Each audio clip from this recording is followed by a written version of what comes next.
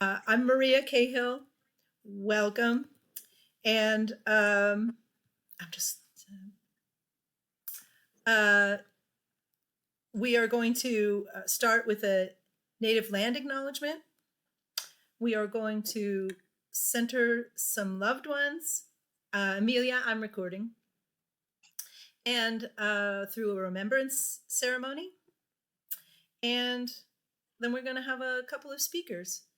And then we're going to have question and answer. So I think this event is going to go longer than 7 o'clock because we got started late. And I'm sorry if you have to go. If you have to go before then, just pop it in the chat or write a message on the Facebook event, maybe with your question, and we'll try to get to it. You know, we'll try to get to it before the question and answer. But I think I'd like to do native land acknowledgement, remembrance ceremony, speakers, and then Q&A. So we'll start with the native land acknowledgement.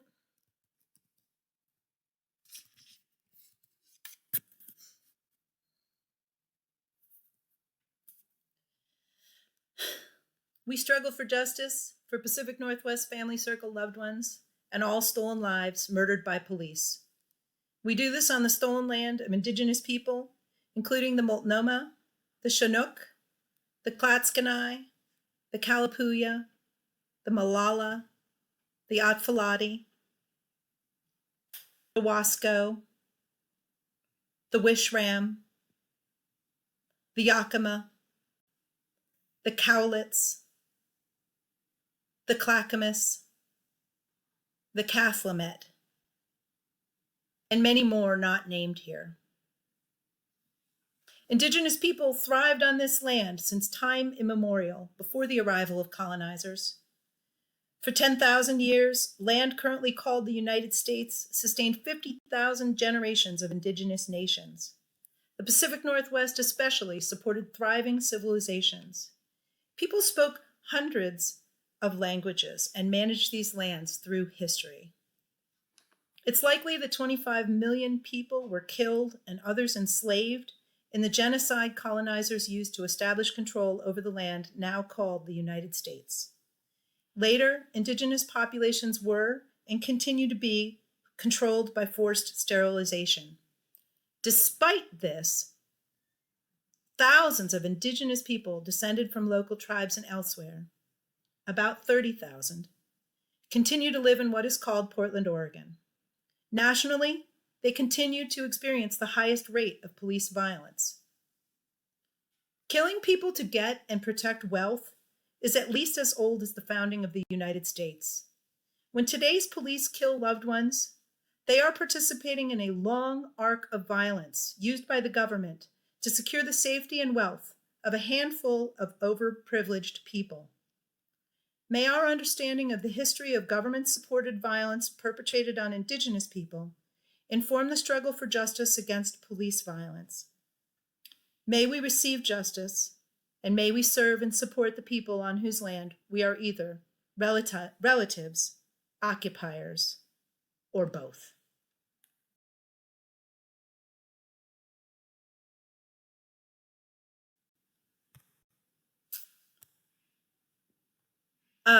I forgot to tell you who's hosting this.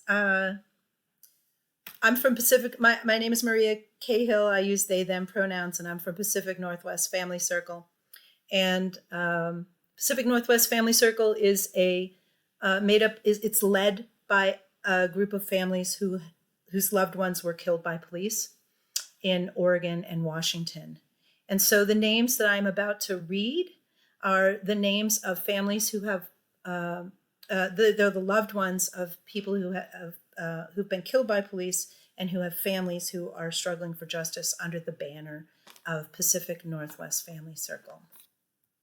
So I would love it if you wanted to join me in saying, "We remember you" after each name. I'll read each name of loved ones killed by police.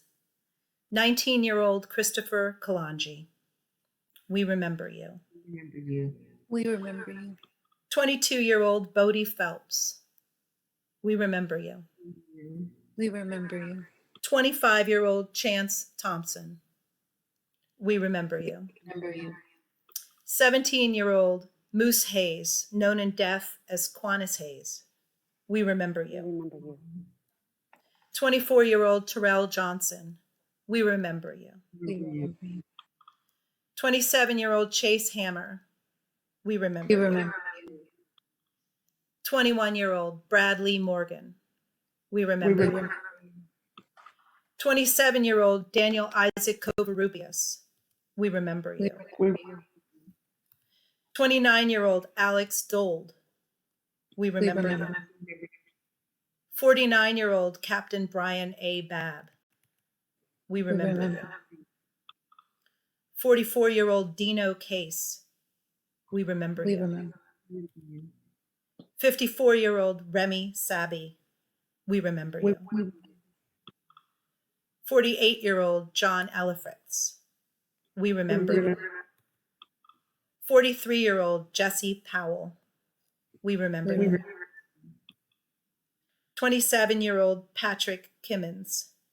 We remember We you. 35-year-old Matthew Burrows. We remember you. 36-year-old Andre Gladden. We remember you. 20-year-old Giovanni Joseph McDade. We remember you. 29-year-old Joel Nelson. We remember you. 31-year-old Titi Gully. We remember you. 16-year-old Brian Guy Dixon. We remember you. 29-year-old Wesley Allen Barbie. We remember you. 40-year-old Elibrio Eli Rodriguez. We remember you. We remember you. 24-year-old Keaton Otis. We remember you. We 33-year-old Stacy Kenny. We remember you. 42-year-old James Chassie. We remember you. And we have, there are 3 loved ones in the organization who survived an attempted murder by police. And so after them, we will say, we support you. Andre Thompson, we support you. Bryson Chaplin, we support you. Melvin Lewis Dillon, we support you. support you.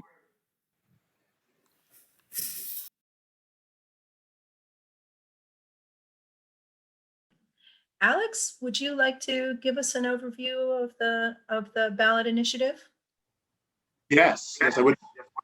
So basically with this police community oversight board that we hope to be implementing about 18 months after it's passed at the ballot, it is a community oversight board. It's going to be made up of citizens in the city of Portland that are not in any way connected to police. So it cannot be former police and it cannot be current police, obviously, or family members of police. And so what they're going to have significant powers, this board, this panel of people, and they are going to be able to investigate. They're going to have an adequate budget to execute their investigations, and they can impose discipline. And so this is really very groundbreaking. We've had national activists that have recognized us and are throwing their support behind this campaign. Because the biggest thing that we need to understand is that in the city of Portland, we really have no input as far as policing. So we vote for our mayor, who typically is the police commissioner. But even though they get almost $250 million of our tax dollars, we have really no input as far as policing in Portland. Another big statistic as far as the police is that they came out with this in the Oregonian a while back, around 50% of their arrests are houseless people. We're seeing the most marginalized people in our society being victimized by police, and this is really unacceptable. And I think that the George Floyd tape this summer that we saw a man being killed in probably the most undignified way. He ended his life in the most undignified and cruel way we could see. And we saw the police officer looking straight in the face of the camera, basically saying, he was basically non-verbally saying, I can do this and I can get away with it and it's okay. because the system is going to protect me because I'm an authority of the state. And so we need to really understand what this oversight board understands is no, you're not the ones in charge. It is the people that are in charge. It is us who pay your salary, who you are sworn to protect and serve, and the relationship, we have to reassert our power as far as the relationship. So what this past summer has shown us is that this campaign and this issue of police brutality is the civil rights movement of our time. So for me, as a young person, my family was heavily involved in the civil rights movement. And it's really sobering to know that especially in the area of police, we have not made any progress in the post-civil rights era. And so the main thing that this ballot measure is going to do is it's going to be a first step to us reimagining community safety in the city of Portland. And I really think you're going to see it spread to many other cities around the region and around the country, because this is firmly a statement saying the people control, we're democratizing the police. That's my key statement for this. We're democratizing the police. And so we need as many people, this is polling well. We've gotten polling early on that it's around 70% polling. It passed at council unanimously, at city council. It was referred to the ballot by city council unanimously. But poll numbers and council votes really don't mean anything. Votes do. So we need to make sure every person in the city of Portland knows what this measure is going to do, is informed about it, knows what number it is, and votes for it. In addition to everything else, because this is in the most painful year that we've had, and in living memory, I think everyone will attest to that. And in one of the most divisive times in the region that we've seen in the Pacific Northwest, this is as I said before, a first step towards reimagining public safety, beginning to deal with issues of race, and defining who we are as a community. So I'm glad to have given that introduction to you, and thank you for your time. Thanks, Alex.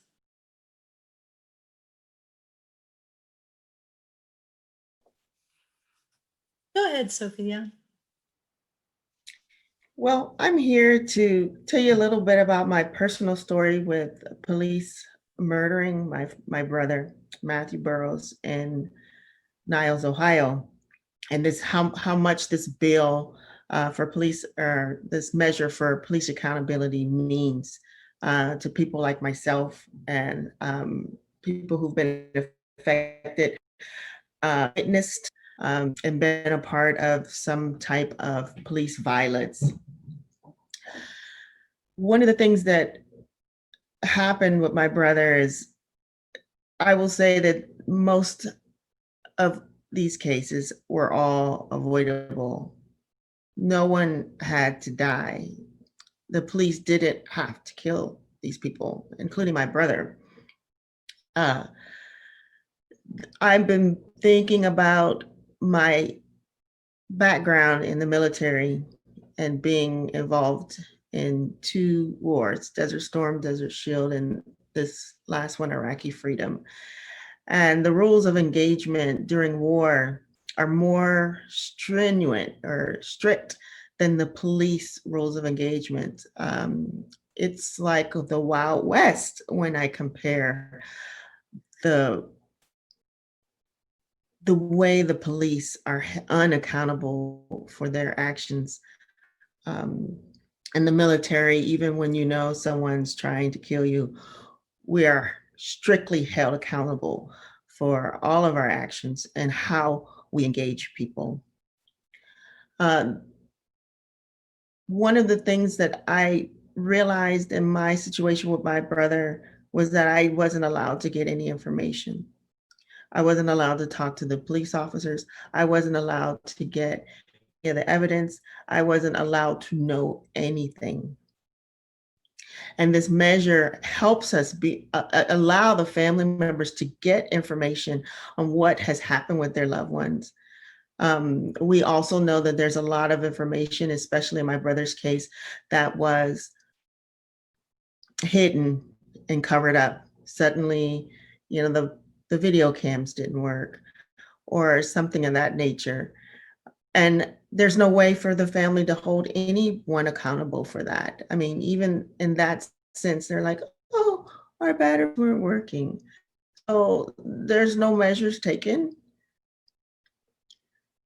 The weight of the murders on the family and the people who witnessed it is so dramatic. It's not something that you will ever forget. My brother was shot in his car in front of his apartment, in front of all of his neighbors in a cul-de-sac of townhouses. They had to watch his body bleeding for 12 hours almost, while the police brutalized them to stay in their home. And all I could say is it didn't have to happen. He was at home. He had no weapons. And this is the case most of the time. And I can't understand why these police, how they can live with themselves and cover up for each other when they've destroyed not just the person's life. They didn't just take the person's life, but they've destroyed so many other lives around them. One of the other issues are these boards, these police boards, these oversight groups. They're all police. They all check each other. It's like some kind of, fraternity or sorority. They will never tell or give up dirt on their fellow officers, even if they don't know them personally. And that's why this board is so important, to be folks who are not associated with the police. There is this method that they use to hold each other, I guess, in some kind of pact, where if one person rats on the other somehow, it's going to be detrimental for them. And it has been for some who have tried. They are now no longer police officers, but those were the good guys. We want to get rid of the bad guys. So I want to end this conversation and maybe come back to it a little later. And I want other people to have a chance to share their stories, and that, and maybe at the end we can have some questions and answers. Thank you so much.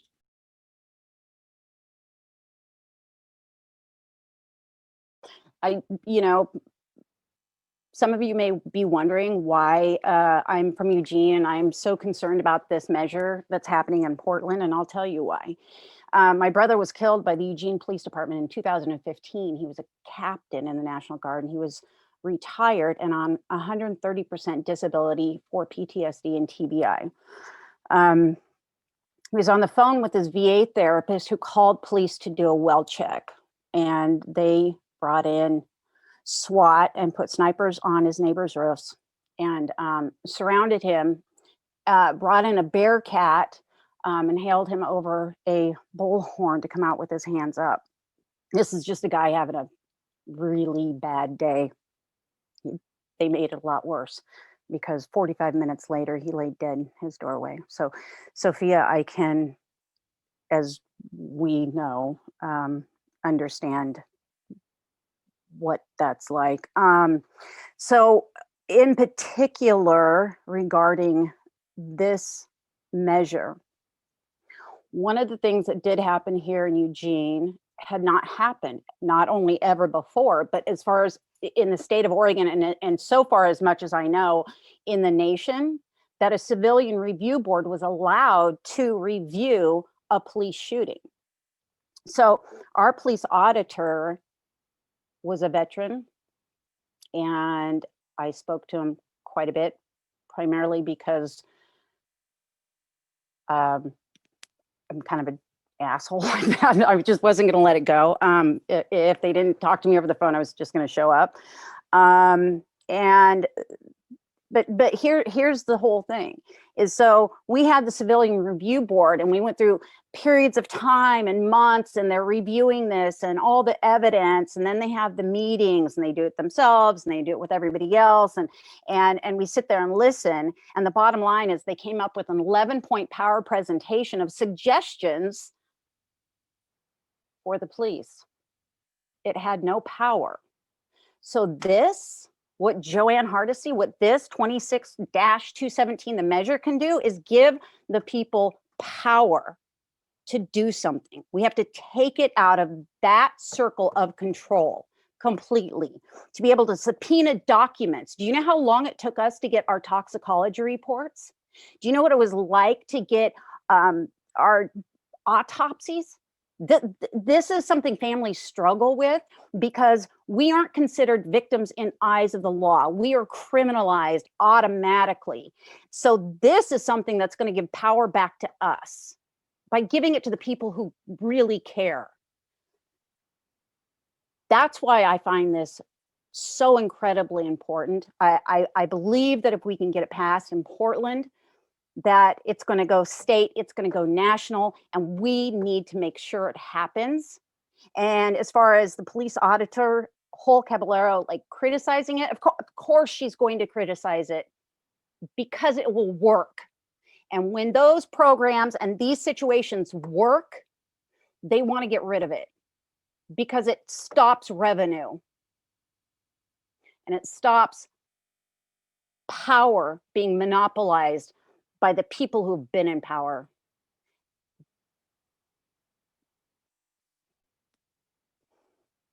So this is incredibly important.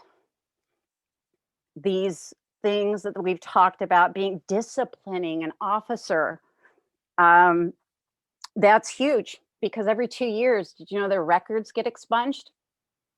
And if they stay or anything else, I mean, they get transferred to other departments in different counties. When they say it's a club, it's not a club or an institution.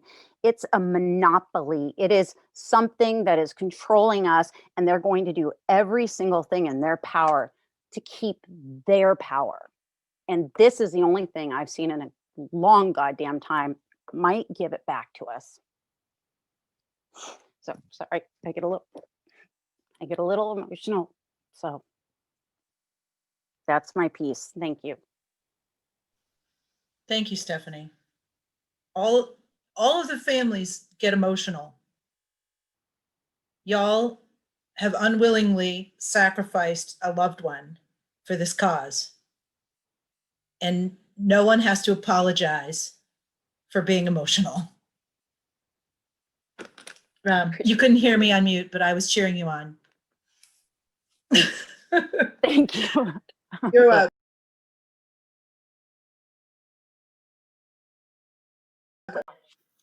I'm just gonna take, yeah, totally. I'm just gonna take a moment. I'll put my video back on. I'm just gonna take a moment and speak on behalf of Pacific Northwest Family Circle generally, and just mention that, you know, when Stephanie said a bear cat came to the door of her brother's home, a lot of you don't know what a bear cat is. It's an armored vehicle. We can't call it a tank, but that's basically what it was. Our local police have armored vehicles. So I want to tell you that we know that 44 people have been killed by police in Portland, actually killed by Portland Police Bureau since 2003. That's from Portland Cop Watch. Portland Cop Watch has been, why we go back to Kendra James is because Kendra James was a 21-year-old pregnant woman who was pulled out of her car and murdered by police. And the community had a lot to say about that at the time in 2003. But police murders by the City of Portland Police Bureau have been tracked by Portland Cop Watch since 1992. So we know that there are more people that have been killed by Portland police than that. And we know that in the region, at least 140 people have been killed by police. And we know that in Oregon, at least 380 people have been killed by police since 1992. And out of all of the people and all of those cases, in 100% of those cases, not one officer has ever been punished or stayed punished for murdering a community member. Not one. If it were one, we could have an exception to the rule. We could say, oh, it happens sometimes. But I just want you to think about that. In 100% of the cases, every single one of those people needed to be murdered by police so that we could be safe, so the community could be safe. That is simply just not true. And we need a way of disciplining police, and everything we've tried so far has not worked.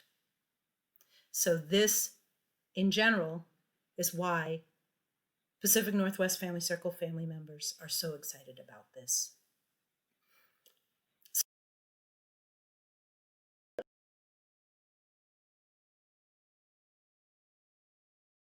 Thank you for sharing your stories, everyone. And I'm just going to take a couple minutes to talk about what Oregon DA for the People is and why we're supporting this bill as well, or measure. So Oregon DA for the People is partnered with Pacific Northwest Family Circle, I think in 2017, and came together to try and figure out how to hold police accountable in, and what that looked like was trying to elect district attorneys who are the head of the prosecution for the county, to try and get them to either reopen cases of past loved ones and prosecute cops in the future who were bringing harm and murder onto community members. We know also, though, just by getting them elected does not mean that they are going to follow through. They work very closely with the police. The district attorney's office does. They need the police to, be witnesses to prosecute their cases. So we don't have a ton of faith that can't be the only way that we try to hold police accountable. It's necessary to have community members, specifically community members who are directly impacted, the most directly impacted by police brutality, by police murder. I'm going to read a quick quote from Terrence Hayes from Liberation Literacy. He spoke at the DA candidate forum last year, almost exactly a year ago, actually, before Mike Schmidt became the DA of Multnomah County. How do you talk about doing better by the people that reform would affect if nobody's coming to the table with those people?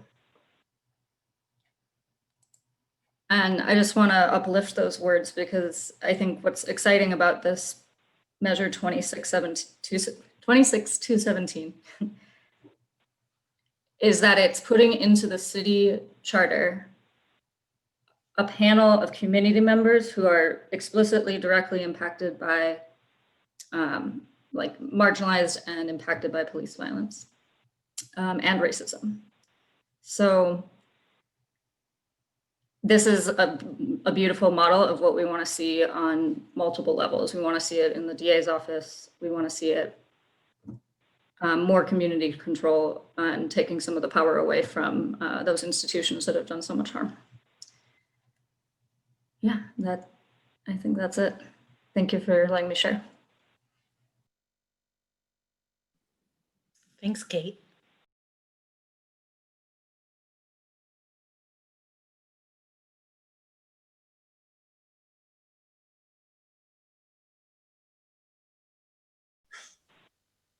This measure is so important.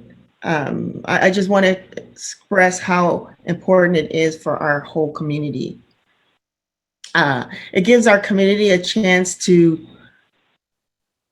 what I call make the rules of engagement for our police officers in our neighborhoods and our communities. It gives you that voice. It gives you that power to impose how they engage and when they engage people in our community. And I keep using the military as an example. The military rules of engagement, we are not, even our prisoners of war, we are not allowed to treat them the way that the police treats our local community and community members. It's just profound. It's just amazing that in the Army or in the military, you can't even treat your prisoners the way that the police treat our community without severe punishment. And there's no way around that punishment. And these police officers that we have that are doing these bad things are being covered by other police officers. This is how they get away with it. And this board, this accountability board, can actually remediate those issues. There's no other, as we say, there's no other measure that I know of in the United States that will be funded. And that is another thing. Funding is very important. The funding that we get from the police as a percentage, you can't do this job without the funding. That's one of the best benefits, I think, in this. And I also would just recommend, we haven't gotten there at this point, but there should be a legal team on this board, because there are laws that are always being used to block this measure. I mean, I've heard the police chief and the board, I can't remember the guy's name for the police review board. They are saying, oh, it's against our rules and it's not going to work. It's going to be a big fight. Well, having this board gives us the opportunity to look into those laws and those policies and change them and see what needs to be done. If we don't pass this measure, I believe we'll be passing up a great opportunity to do the policing according to our community needs, our community values, and it will save lives. I also feel that a lot of times when these police kill these people, when they murder them, I think they're taking away their voices to say what you did to me. A dead person can't defend themselves. And in the system, even with these grand juries, there is no one speaking on the behalf of the victim, the victim being the person who was murdered and the family and the witnesses and however anyone else is affected by this. Those boards do not seek to defend the people who have actually been affected by these actions. And I believe that's one of the reasons why nothing seems to happen, because you never hear the voices of the victims. The victims are broad, and the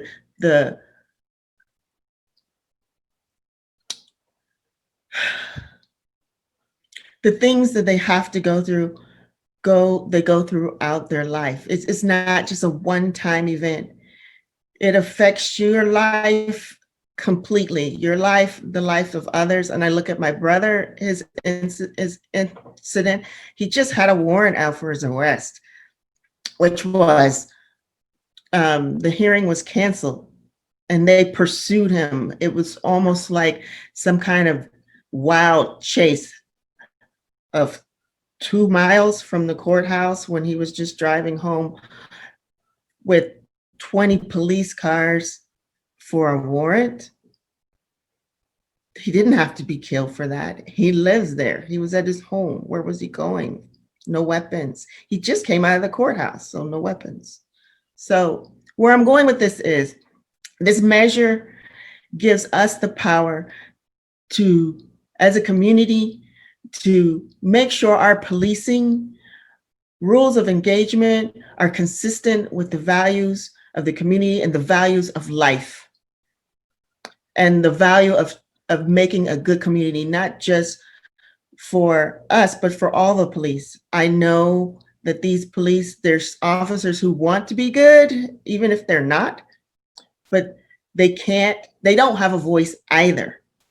And they can't go against their fellow police officers because that's where they work. That's who they're partners with. And they don't want to do that because they want to keep their jobs. As simple as that a life would be taken because a person wants to keep livelihood. We need to take away that issue. No police officer should be threatened that their livelihood will be taken away for doing the right thing. So that's why we need to do it. We need to take that out of their hands and give them the ability to check themselves, to rule by the community's belief systems, and rules of engagement need to be changed. And if we don't do this now, I'm afraid we won't get another chance. So I'm just imploring people to vote.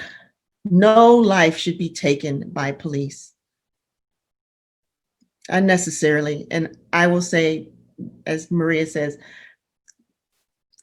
no one has been accounted for it. There's been almost zero accountability for police officers' actions. And we never know what happened because all that information is silent.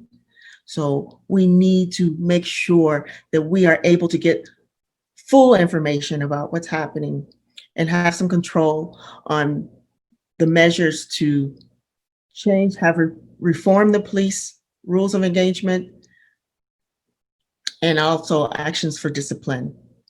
So that's it, Maria. Thank you. I just kind of had to go back and say that because I was cheering you on mute also. Thank you.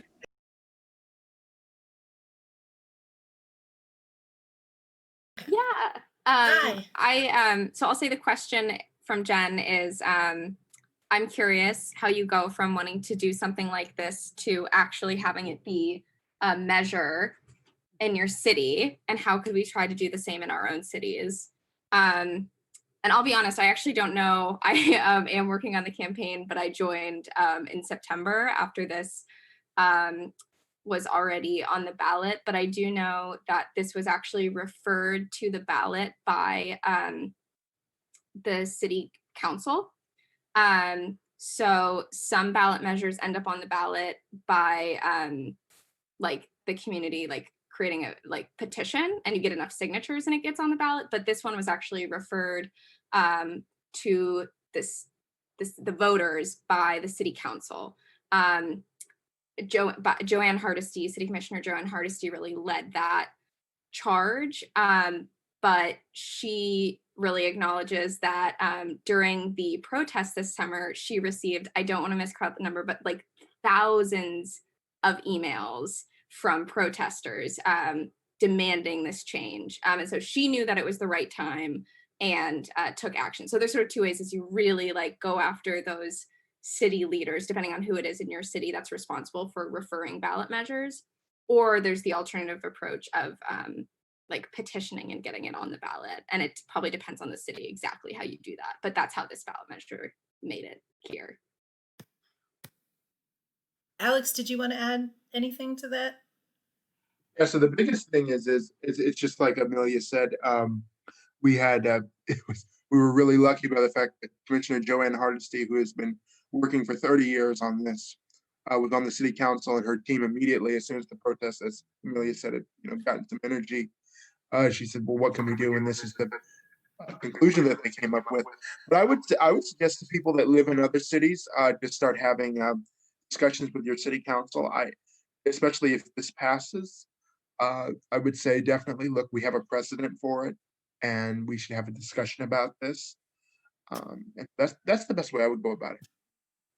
Yeah, and I will say, I know I'm off screen, but I will say, this is Maria, I will say that Seattle is also attempting to do this through a ballot measure and have a community-led disciplinary board for police, oversight board for police. And so there may be more than one model for you to go ahead and check out. So someone else, I saw there was another question there, Amelia. Did that, and if that didn't answer your question, feel free to ask some more. But Amelia, I saw another question there. Yeah, go ahead. Yeah. So from Kathy, besides voting, what else can we do to support this process? I'll dropping in the chat right now a link to our website. Would totally encourage you. It's realpoliceaccountability.org. You can go there. There's a few things you can do. You can pledge to vote, or if you've already voted, it's sort of just like logging your vote. It's a great way for us to keep in contact with you. If you're interested, we're almost out of lawn signs, but we still have some window signs and posters. So if you are interested in any of that, I'm putting in the chat right now our field director's email. You can email her and ask, her name is Austin, and she is distributing lawn signs, though again, almost out of those, but window signs and posters. And you can also reach out to her directly or through the link to our website, volunteer with us. We're going to start phone banking soon, so you can let Austin know if you're interested in, text banking. But we're also phone banking on Thursday, the 29th, from 6 to 8 p.m. And you can email Austin at that email field at realpoliceaccountability.org if you're interested in calling voters. I've been doing it. It's really fun. Actually, you get to have like really cool conversations with people. And you can also donate on our website if that's something that's feels comfortable for you. But by no means is that the only way that you can volunteer or participate. And then sort of the last, like most important thing you can do is just like have conversations with people about this ballot measure. We know that like the best way to change someone's vote on this is to like have a conversation with someone that they trust.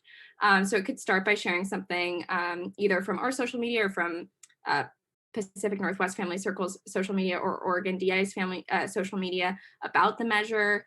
Have a conversation with someone. If you're interested in hosting an event like this, you can reach out to me. I'll put my email in the chat too, and we can set up an event like this. But yeah, really just having those conversations with people is like number one way. I don't know. Yeah, if Alex or anyone else wants to add anything. That was all perfect what you said. Okay, great. Just seeing that Andrew needs to leave soon for another job. So, I'm seeing that Andrew needs to leave for another job soon, and they're doing the interpreting for us. Andrew stayed late. We really, really appreciate it. Yes, so much so. So did we have other questions? That looked like it in the chat. Okay, well then, without further ado, I think we did a great job of getting our messages out there.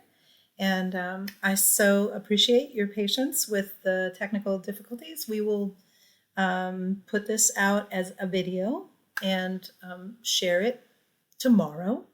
So anybody have any closing comments? Any things they want to? One other way, I think Amelia sort of mentioned this already, but yeah, just keep sharing on both social media. Share this video when we post it.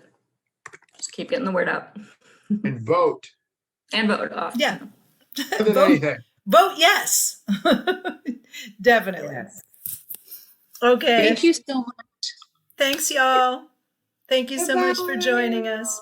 Bye. Thanks to all our great speakers, and thanks to Fingers Crossed for all the work that y'all do in the community to make events accessible. We love you. Bye-bye. Fun.